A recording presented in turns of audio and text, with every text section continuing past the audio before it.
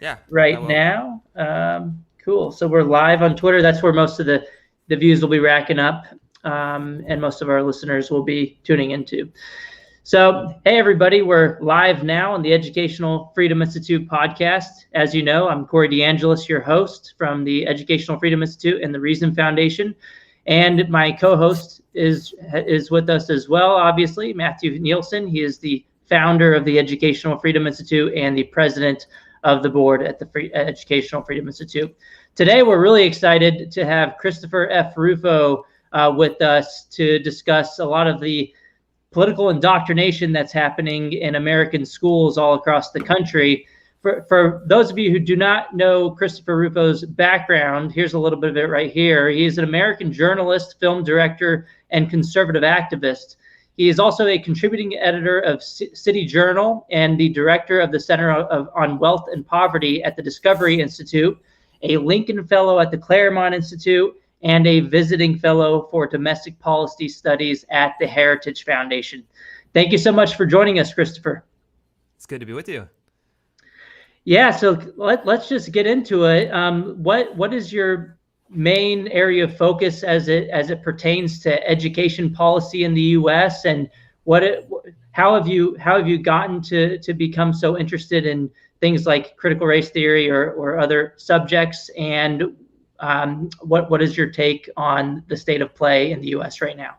Yeah, I guess it's a story that goes back about 9 months now, and I did a series of investigative reports on critical race theory-based programs in the federal government. So kind of white privilege trainings, white fragility trainings, internalized white supremacy trainings that picked up a lot of steam and generated a lot of concern. It eventually led to an executive order from President Trump banning these programs, which was fantastic. And after the kind of change in election, I really wanted to do 3 new projects this year. One is I've organized a legal coalition to actually fight against this stuff in the courts. We have 3 cases so far. It's been very successful.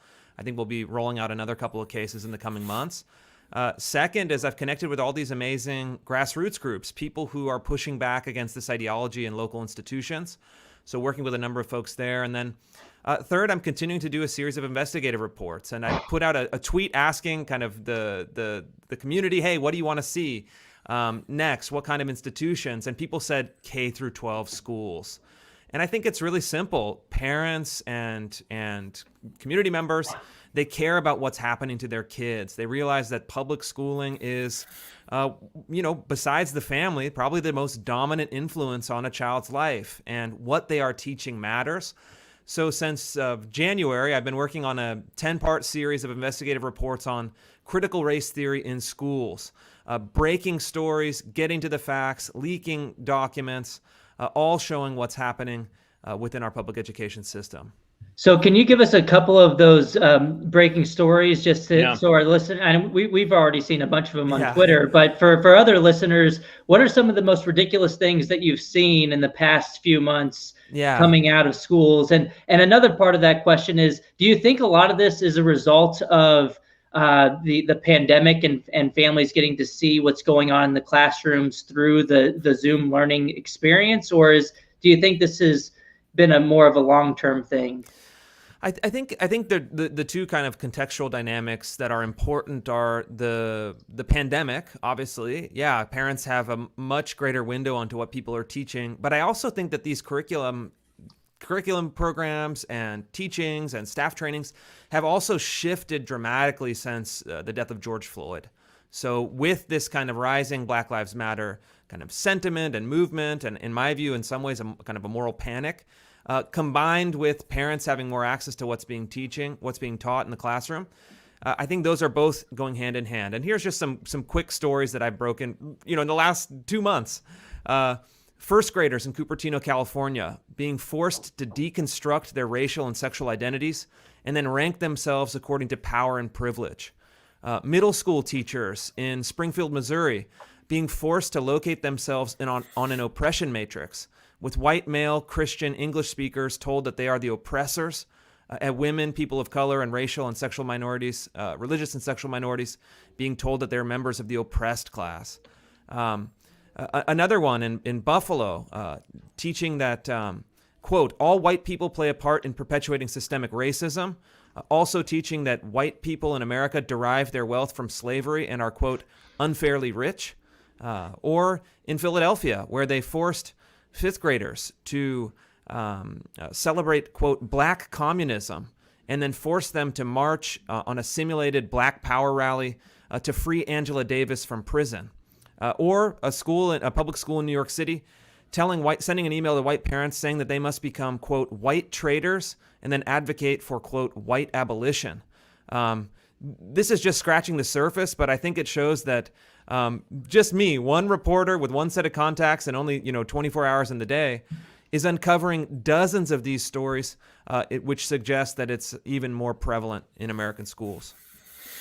Yeah, and have you seen other people in this space doing similar investigative work to you? I think I've seen that you're one of the few people, if any, doing this. So it does suggest that there's probably a lot more of this going on than what you're looking at. And then the second part of the question is, what is the answer to this? Do we do a federal commission like Trump did with the 1776 commission? Do we do some other type of federal mandate? Do we work at the state, local levels? What's the best way to kind of move forward as a result of this? Yeah, I mean, I think, I'll speak first in a kind of tactical and maybe short and medium term sense. There's a few avenues. One is there have to be lawsuits. That's something I'm pursuing to show that a lot of these programs are not only kind of intellectually wrong, but they're actually a violation of the 1964 Civil Rights Act.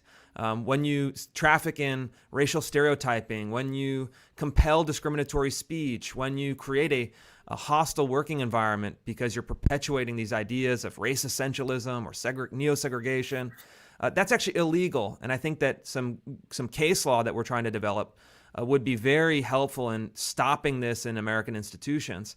I think it's also up to parents. Parents have to form kind of alliances within their local school districts, within their local communities, and actually understand what's in the curriculum, push back against it, and then fight to take over school boards that have been frankly radicalized over the last 10 years or more. And then, on a bigger sense, I think for a lot of parents and especially a lot of conservatives or people of religious backgrounds, they've got to find good ways to opt out. Because if institutions are just corrupted beyond the capacity to reform them, students, parents, and families must be given a way to opt out. And I'll give you one example why it's so important. In Buffalo public schools, less than 20% of students can read and write at proficiency. So 80% of students that are graduating from elementary or middle school in Buffalo public schools are functionally illiterate. 80%. Despite the fact that they're spending more per capita than many European countries and high-performing Asian countries. It's not a money question. These are institutions that have failed in their basic mission to educate students. And then they're now pumping this divisive, really what I think is kind of divisive poison into the minds of kids that can barely read and write, but they're being taught to kind of foment and perpetuate and enact these really ugly kind of racial stereotypes and other ideas. Have you seen anything like this coming from the other side?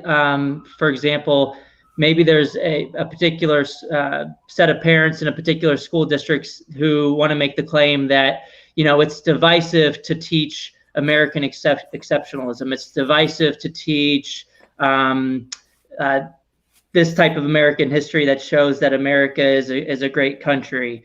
Do you see anything from the other side kind of making those type of arguments? Because I can see this kind of going both ways, where if you're in a certain location, maybe you're in a rural public school area where they're teaching a certain type of way, and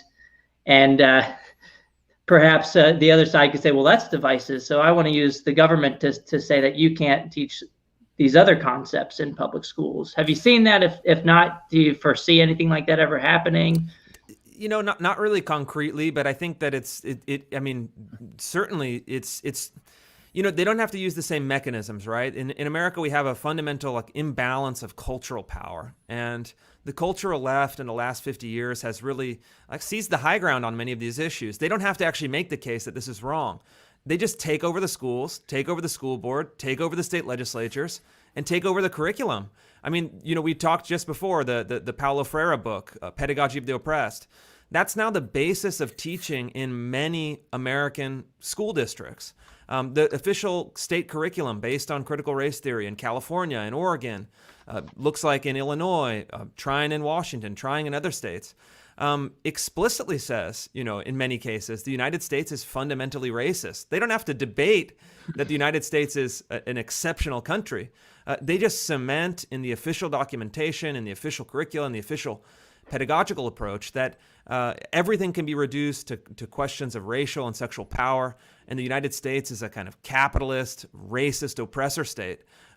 That's the status quo. They don't have to fight to prove the otherwise, because they've actually established that as the status quo in many American schools. So I think you're right, Chris, on that. On that note, it's your Buffalo example that you gave, where 20% of the kids are graduating proficient in reading and math. There's really something kind of like backward, like darkly ironic about the idea that you're going to teach kids that don't know, that are functionally illiterate, that they are also simultaneously the oppressors, right? It's like, well, so these kids that will graduate, because they will, like, they'll get pushed through the system. And we talk to people all the time that, like, they'll still graduate, they'll get pushed out, even though they can't read or write. They'll get pushed out and graduated through high school and have horrible prospects in the job market upon graduation. They won't attend college. If they do, they'll drop out. I mean, we know all the statistics. We don't have to go into all that kind of stuff. But that as first graders, as sixth graders, as 10th graders in that system, that those are the kids that are going to be told that simply because of the amount of melanin that's in their skin, they are the oppressors. That must strike people that you talk to as, again, just darkly ironic, right? Yeah, it is. And I think it's, all of it is like all of the kind of critical race theories. They've really haven't been tested. They haven't been submitted to public criticism. They haven't been debated. I mean, they circulated in academia and then perpetuated through this kind of octopus from academia, where it's teachers' colleges and curriculum trainings and their allies in nonprofit world, teachers' unions. They have this kind of intellectual control over our cultural and educational institutions to the point where they can enshrine ideas that are absurd on their face into the curriculum with no testing, no pushback, no parent awareness. And I think that for the first time in the last year, conservatives, certainly I'm one of them, are starting to say, we reject the status quo. We reject this idea that you can kind of unilaterally enshrine your kind of pet racialist theories into the curriculum, and we're going to now contest it. And the left is going crazy because for 50 years they haven't been contested on these issues. No one has actually held their feet to the fire, and that's what's happening, and that's why in many cases they're losing their minds. I think this is a good point that you bring up, where in academia there's a lot of members who do not debate their ideas in public. For example, one of my latest debates on school choice, I discovered that several people, professors in academia, they were asked and offered compensation, I believe, to debate the ideas of school choice on their merits at a public forum. And so many of them would not agree to the debate. So on that note, I saw on Twitter just a couple of days ago, you had tweeted out, and I'll quote it for people listening, from your account. Today, the New York Times claimed that I want to ban critical race theory because I'm afraid to debate it. This is false. In fact, I will debate any prominent critical race theorist on the floor of the New York Times. I will give them home field advantage and dismantle them. So what is the backstory on that? What happened with the New York Times? And I'm sure they agreed to debate you, correct? Yeah, I mean, it's really actually, it was kind of fun, and I'll give you guys the inside scoop. So, the left is taking notice. I'm running these lawsuits. They're enormously successful. I'm running these investigative reports. They're getting about 20 million media impressions each. So they're really changing the national narrative politically. And then I'm also pushing back in state legislatures. We now have 8 state legislatures that are trying to basically ban any group, whether it's the Klan or the CRT, from teaching race essentialism, race-based collective guilt, racial stereotyping, etc. And we're really shifting the momentum. So Michelle Goldberg, my dear friend at the New York Times, put out a really kind of blistering and almost incoherent piece, basically saying that no, conservatives are the true cancel culturers, and they want to cancel wokeness, and they want to harm free speech, and blah blah blah. And then she said, but they're doing this because conservatives, for all of their bluster, are afraid to debate critical race theory. And it's completely wrong. There's been a prominent group of kind of center-right black scholars from Ivy League institutions and HBCUs, John McWhorter, Glenn Lurie, Wilfred Riley, Coleman Hughes at Manhattan Institute, the 1776 Unites Project as an institution, for more than a year have challenged Ibram Kendi and Robin DeAngelo and the other critical race theorists to a debate. The critical race theorists have seen the calls and always refused. Not once have they debated. So I said, hey, all right, let's put your proposition to the test. I will debate any prominent critical race theorist, even those that Goldberg quoted in her article denouncing me, to a debate on the floor of the New York Times. Give you home field advantage. And of course, it's crickets, right? I think the thing's going to expire tomorrow. You gave him 5 days, right? I gave him 5, so I'm already working on my piece, kind of explaining this. But it's these are things that are so easily debunked. And I'll also say one thing, and I think this is really important, and I hope people really, really take notice. Michelle Goldberg, New York Times reporter, tweeted out her story. I think she got maybe 40 or 50 likes on Twitter. And not everything can be debated on likes on Twitter. Twitter isn't real life. But Twitter is an example of kind of popular energy among people who are highly attuned to political and media issues. She's getting maybe 30 or 40 Twitter engagements, putting out this article. Chris Rufo wants to cancel wokeness. In my rebuttal, just one tweet that I fired off, driving up to Seattle, have something like maybe 22,000 engagements, likes. Again, stupid to reduce things to likes, but I think it shows that the New York Times and this whole narrative of wokeness is really an artificial creation that relies on the kind of borrowed status and legacy institutional status of organizations like the New York Times. But it's who's interested in this stuff? Ibram Kendi gets dunked on Twitter all the time. Robin DeAngelo locked her Twitter account. Kimberly Crenshaw gets owned on Twitter with a huge frequency. I mean, again, given the limitations of how you can extrapolate that out, given that it's just Twitter, it's where is the popular support for this stuff? I think that we're being intimidated and manipulated into thinking that these are popularly supported, when in reality, they're just supported by legacy institutions, predominantly taxpayer-funded institutions. Well, and if people want to say that this is just Twitter, well, then that's a stronger argument for them to accept your offer to debate in public in an in-person setting or even a virtual Zoom setting. So, I mean, I've seen these states with different legislation. I mean, there's Iowa, West Virginia, I think Arkansas and Missouri and New Hampshire, maybe a couple of others have types of legislation either banning the 1619 Project or critical race theory and other divisive concepts in the schools on both sides.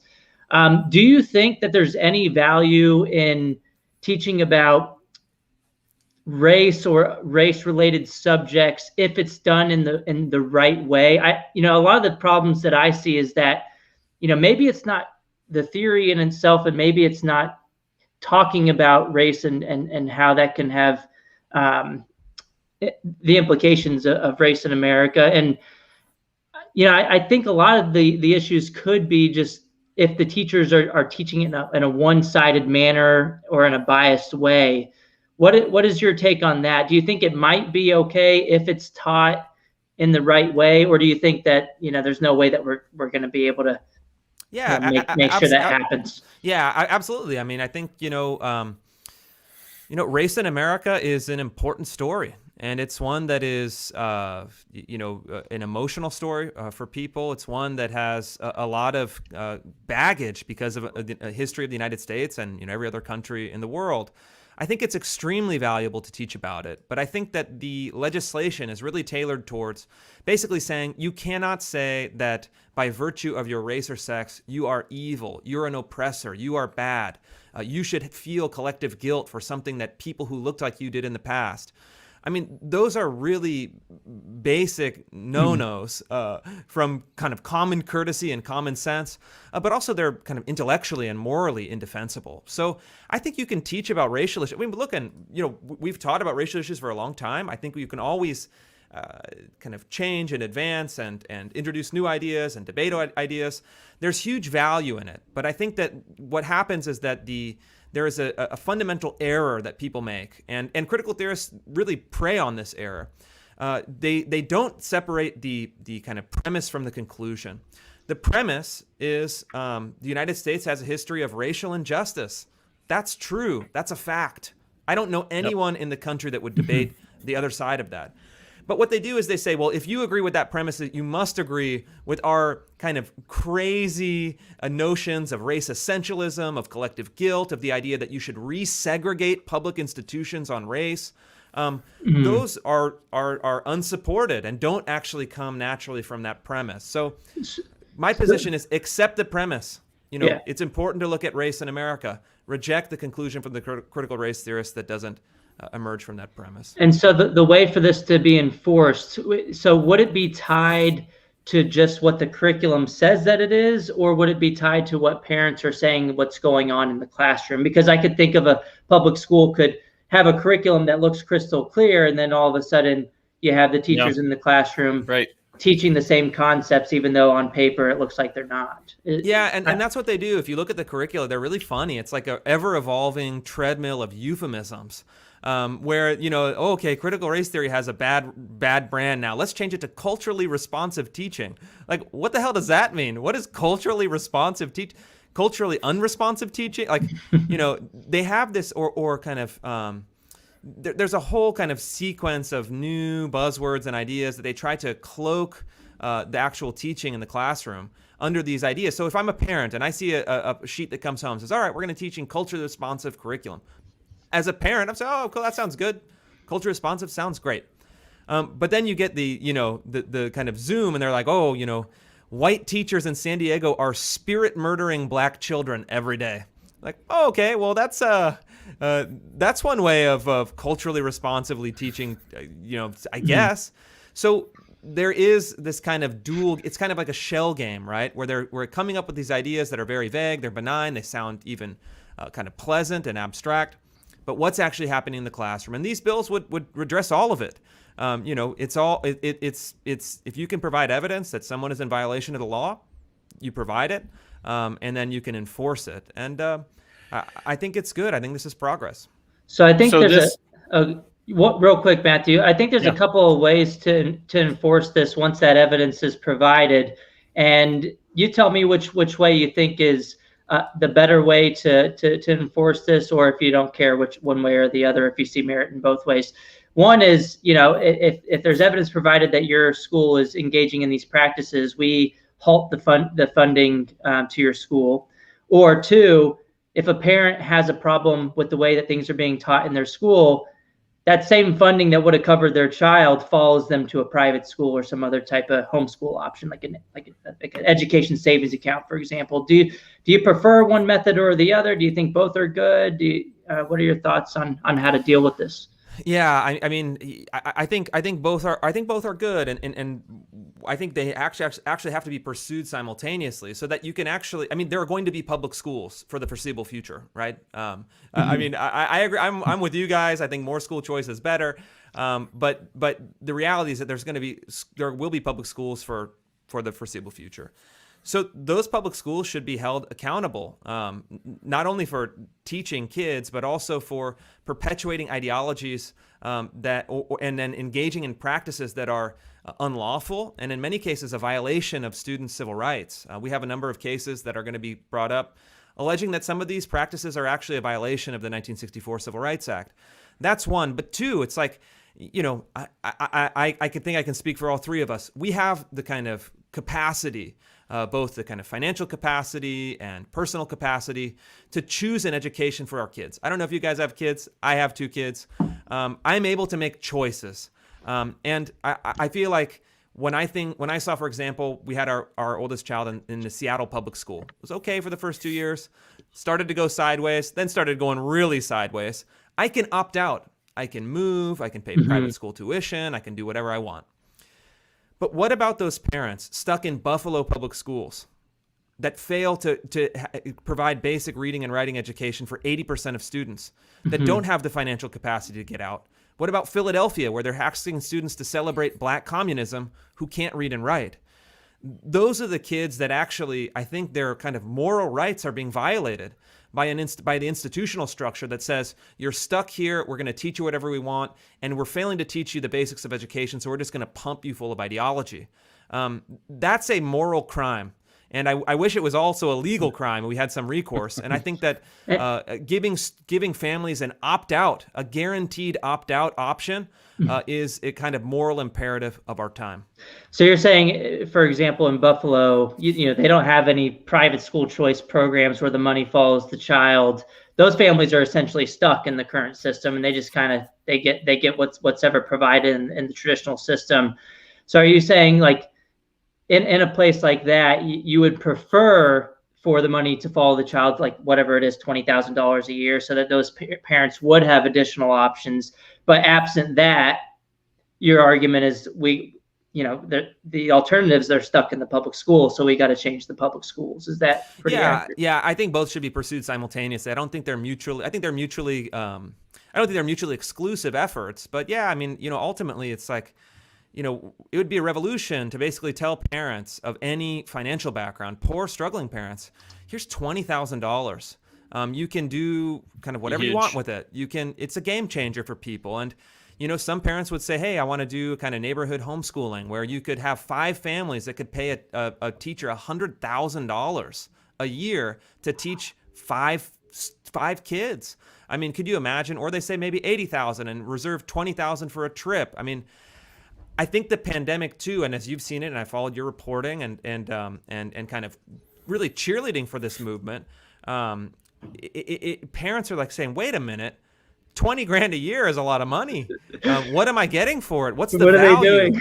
And especially now, it's like teachers are just refusing. Rather, teachers' unions are refusing to even open up schools.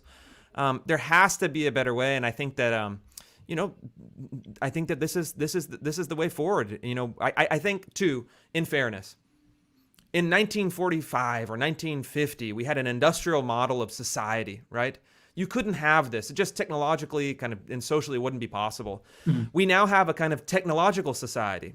We have a decentralized society, and technology and the economy allow for this mass decentralization. We don't need factory schools in a high-tech society.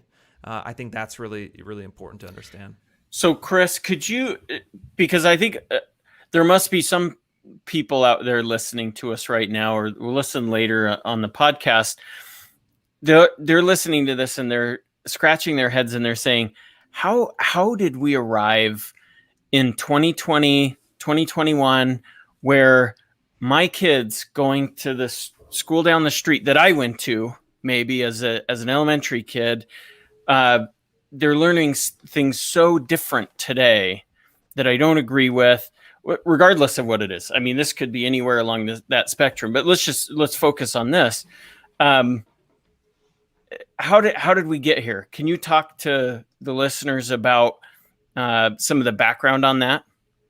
Yeah, I mean, that's a deep story, right? But and there's a lot to it. I get it. Yeah, I'll kind of synopsize it.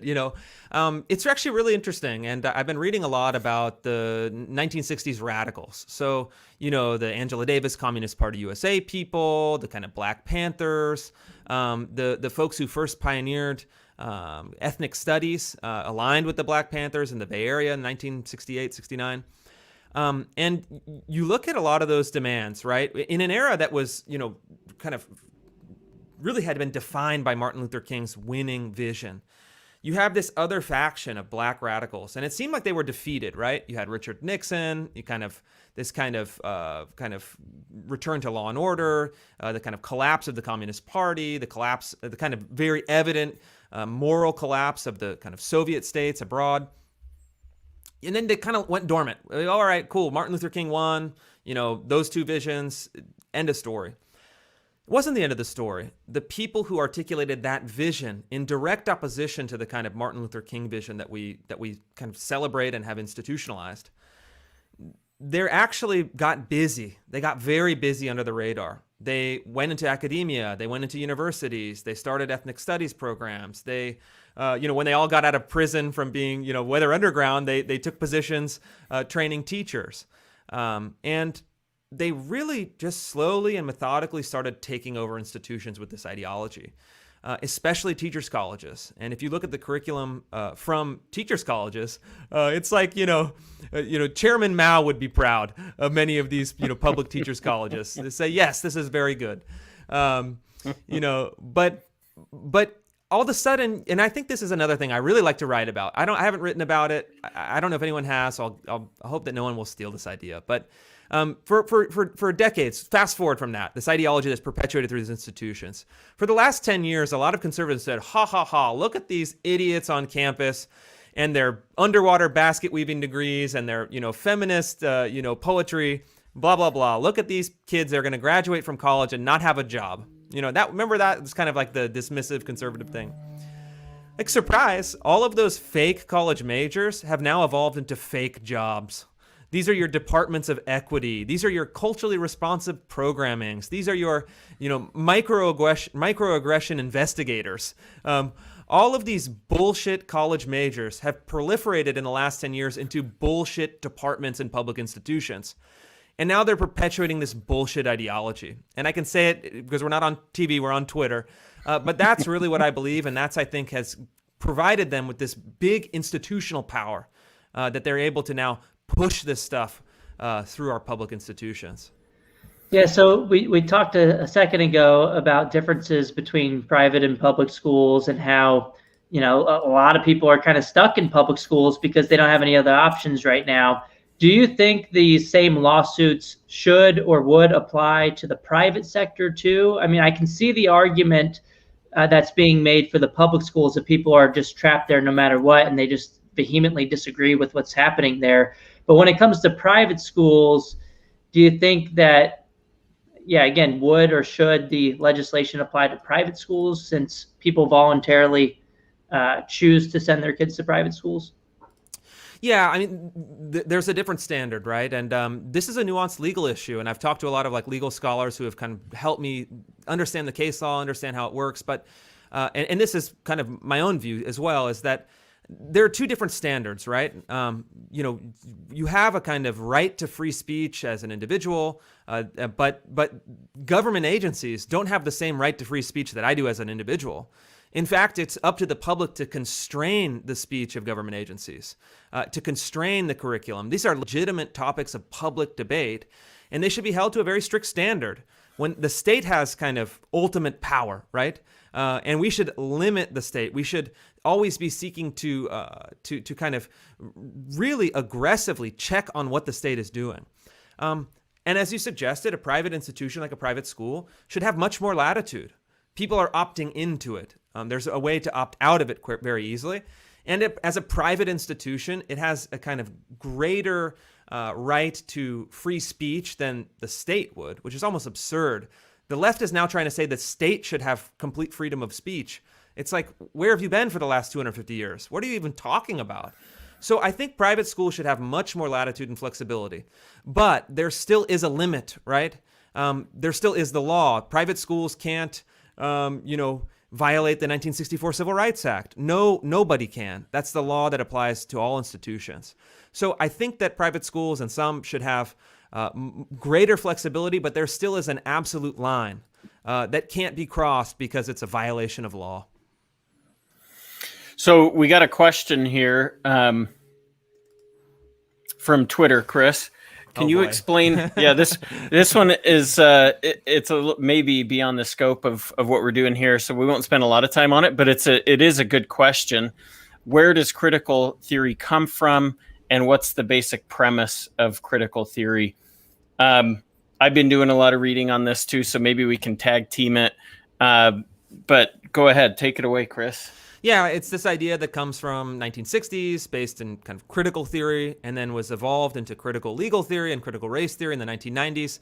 This idea is that race is the kind of ultimate, like American society, in an American context, American society is ultimately reducible to to racial power differentials, and that Americans' institutions, like the Constitution, the Bill of Rights, the 14th Amendment, the Civil Rights Act, give the illusion of racial equality, but actually serve to kind of underwrite a naked racial oppression. And that it's the duty of academics and society to develop what's called critical consciousness, to be aware of these fundamental power dynamics, and to educate the oppressed into their own oppression, and eventually to overthrow the oppressor, which, according to many critical race theorists, is the capitalist white supremacist patriarchy of the United States of America. Yep, I'm not going to add anything to that, Chris. That was perfect. So you mentioned, though, and I don't know if the listener here meant critical race theory. They typed critical theory, but you said it's based in critical theory, and that's around 1929, 1930. It's worth just going and Googling Frankfurt School. And so if you type that in, Wikipedia has all kinds of stuff, and there are tons of resources on that. But those are some other things you could look into there. As far as the legal arguments against having this in public schools, is the main legal argument, one, the Civil Rights Act, and then two, is there a First Amendment argument to be made about compulsory government speech, or is it mostly just based on the Civil Rights Act? Yeah, it's actually really, really fascinating. As a non-lawyer, I've been really interested in kind of learning from the legal team and the lawyers. And there's a number of different avenues. So the First Amendment case is basically saying the government is forcing students in this case to kind of deconstruct and denounce their identity, which violates their right to conscience, violates their, in some cases, their religious belief. And the state doesn't have the power to compel speech, especially kind of factually wrong and discriminatory speech. The second argument is that there's actually two other arguments. The second argument is on the Civil Rights Act, is that these kind of traffic in concepts of racial stereotyping, race essentialism, and kind of collective guilt, all of these really kind of ugly, divisive racial concepts that are mirror images of the kind of racism of the 1920s. Those actually are also, because they're being perpetuated by the public institution, violate the law. And then there's another argument, which is, I think applies to some private corporations more particularly, is that these constitute a hostile working environment. If you are, in essence, persecuting people based on protected categories like race and sex, you could create a hostile working environment. There's a PricewaterhouseCoopers case that is the basis for that. So those are really the kind of main three, the thrusts of the main three legal arguments. I'm really excited to see how they go, and this has never really been challenged in the courts. So we have a unique opportunity to try to get some clarity from our court system. Well, so go ahead, Corey. Real quick, I find really interesting the compulsory government speech approach. I just find that really interesting. It's a First Amendment approach. I think it would be the most expansive. But I can't help but think that, going down this kind of rabbit hole of this legal approach, it might get into a lot of other types of curriculums that are in public schools as well, for religious reasons or what have you. A lot of families might vehemently disagree with certain classes and what's being taught, and an argument could be made that those families and their children are being compelled to regurgitate information that they disagree with, that's non-CRT related. So I wonder if it's different because it's kind of divisive language in the schools, whether that makes it different, or if it would apply to other areas as well. I'm not a legal expert on this. I know that you have a legal team doing this, but do you foresee that it could bleed into other areas too, or do you think it's different? I think it could, but I think the standard is probably pretty high, and these are very unique because you have stuff like you're forcing people to, like, I had a story at the National Nuclear Laboratories. They took their white male nuclear engineers that design literally America's nuclear arsenal.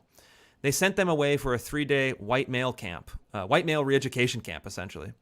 And they said that your white male culture is consonant with mass killings, with the KKK, with lynchings. You need to deconstruct it. You need to denounce it. And then you need to write a letter of apology to kind of fictitious women and people of color for your white privilege. I mean, this is like kind of like razor clear. Like, this is compelled speech, and not compelling speech to say, the sky is blue. I mean, you could probably say, well, the sky is blue. That's factually supported. It's kind of, nothing illegal to say about that. But you're actually compelling speech that is traffics in racial discrimination, which is, again, against the law, against the civil rights law. So I think that, sure, yeah, some parents could debate about the curriculum, but in my view, that's healthy. Parents should debate about the public school curriculum. These should be public fights, because when we don't have the fight, you end up with the garbage curriculum designed by critical race theorists that say, that say all sorts of the crazy stuff we were talking about earlier.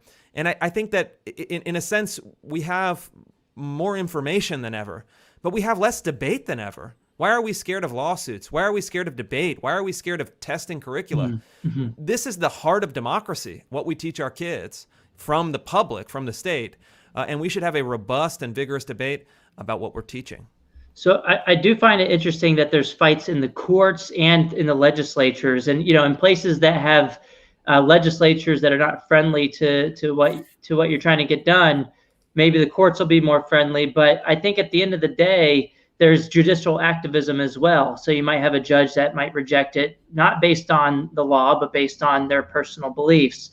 Mm-hmm. Do you think it ultimately needs to go all the way up to the Supreme Court in cases like that in certain locations? Yeah, that's exactly right. And that's the goal. I'm working with a great team, and Southeastern Legal Foundation is our kind of key legal partner. And we're designing and selecting and designing and pursuing these cases explicitly to try to get at least one, obviously, to the Supreme Court to actually create the precedent for the whole country. And I think that if we can show, and I'm confident that we will be able to, that these critical race theory-based training programs are actually a violation of law, once that decision hits, it will change thousands of institutions across the United States overnight. They're going to have to think very hard before they try to start teaching some of these concepts in institutions. Would this apply to higher education as well? Or are you only focusing on K-12? But I know you're mostly focusing on K-12, but would these lawsuits only apply to K-12, or would they be more expansive? Depending on the lawsuit, my understanding, again, is that this would actually apply to all K-12, all universities, all government agencies, and all private employers in some cases. So even pre-K programs that are publicly provided. Yes, exactly. Yeah, and even private companies like tech companies, et cetera. If it's going to win on the kind of Civil Rights Act, Title VI, Title VII protections, it could potentially apply to basically every institution or every employer in the country. So, Chris, you told us a little about how you got started on looking into critical race theory, and if I am correct me if I'm wrong, but it goes back to its institution within government agencies and where it was being taught there. How did you get onto that? So give us a little more background of how you became aware of it and why it piqued your interest when it did, and because I think that's an interesting part of the story. Yeah, it is. It's kind of like it's kind of by accident in a way. I kind of backed into it. I had been reporting for a while on like Seattle politics. I live in the Seattle area, and then someone had leaked me kind of a tip, said, hey, you need to look at the city of Seattle's new employee training in their Office of Civil Rights. I said, all right, cool, I'll check it out. So I filed a records request, promptly forgot about it.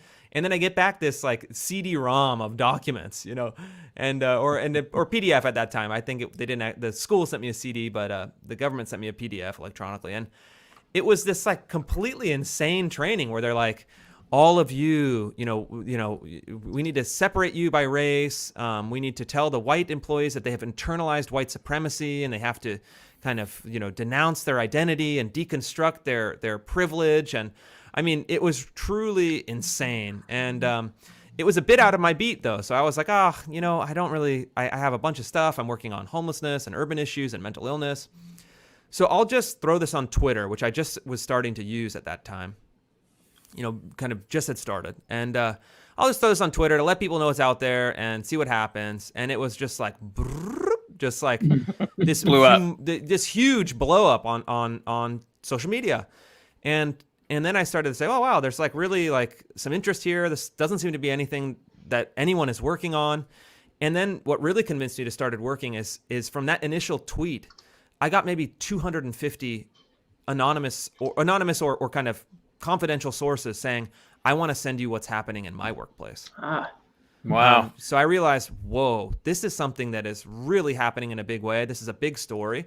And that's when I started. And I really focused on those federal agencies. That's where I got the most kind of outrageous stuff. And I thought it would have the most impact. And then kind of in a weird way, it just took on a life of its own. And it's like a story that I'm trying to like, the story is driving, and I'm kind of like trying to follow along as best as I can. Yeah, it seems like a lot of what I've seen recently is with the legislation and the court cases is more about setting the bar for what is not permissible in the public school system. In particular, have you thought about the other side of that conversation about mandating certain types of curriculum in schools as well, or do you think that that should be more of a local decision and the school should figure that out, but you just want to have a certain standard that of things that shouldn't be discussed? Yeah, I think, our schools should be local institutions. And I think that, I think that the courts and the federal government have an obligation to set a standard of law, like you shall not do this. I think that's a pretty prudent and important function. I don't think that it's a good idea for the federal government or the president or the federal legislation to start mandating a national curriculum. I think that's a big mistake, and I know some conservatives are advocating for that, and I know even President Trump, who I worked with on the executive order to ban the race theory programs, was promoting that kind of idea. I think that's probably not a good idea. I think it's a dangerous precedent to set because you're going to have this kind of ping-ponging curriculum depending on the administration. Yep. I would personally like to see and to see the federal government being less involved in the curriculum decisions, less involved in educational policy. I think that's a better choice. We're with you on that. Yeah, I imagine we agree on that. Yeah. Yeah. Cool. Well, Corey, do you have any other questions for Chris? We're coming up against the hour. Coming up on the hour. So yeah, Yeah. I think it's a good time for Christopher. Give us your, what should people do? What's the main takeaway from this conversation? If they're just tuning in at the very last couple of minutes, what would you like to tell the American people, and what should they do, and where should they look, and what should they do going forward is the big question, I guess. Yeah, I think it's three things. One is pay attention. What's happening in your kid's classroom? What's happening at your local school board? What's happening in your local institutions that matter to you? The second thing is to get organized. It's very easy to dismiss someone, call them a white supremacist, or whatever the kind of fashionable insult of the day is to shut people up. It's very easy to do that to one person. It gets a lot more difficult when you have 10 people or 100 people showing up at a school board meeting. So pay attention, get organized, and then have courage because these are important issues, and we're up against a political power that is really nasty when they fight. I've gotten it personally. I know other people who've gotten it. The left feels like they own our cultural institutions, and they take offense that they would even be, their control would even be contested. And then they've developed a series of strategies and tactics to undermine you, to delegitimize you, to intimidate you, to shut you up. And it's going to take parents at the local level having the courage to stand up for their convictions and actually pushing on this stuff, because it really does matter. It's very important. More people than you know agree with you. And if you can get organized and have courage and stick together, you can push back against some of this nonsense that's taking over in schools. Cool. Yeah, that sounds great. I put your Twitter in the chat, so make sure you guys go follow Christopher Rufo. It's at Real Chris Rufo. His last name is Rufo. You can follow on Twitter. He shares this information pretty regularly, so I recommend everybody go follow him to check out his work. Yeah, I just want to say thank you, Christopher, for joining us on the Educational Freedom Institute podcast. It's great to be with you. And Thanks, thank you so much to everyone who tuned in. Until next week, this was the Educational Freedom Institute podcast with our special guest of the week, Christopher F. Rufo. Thank you so much, everybody.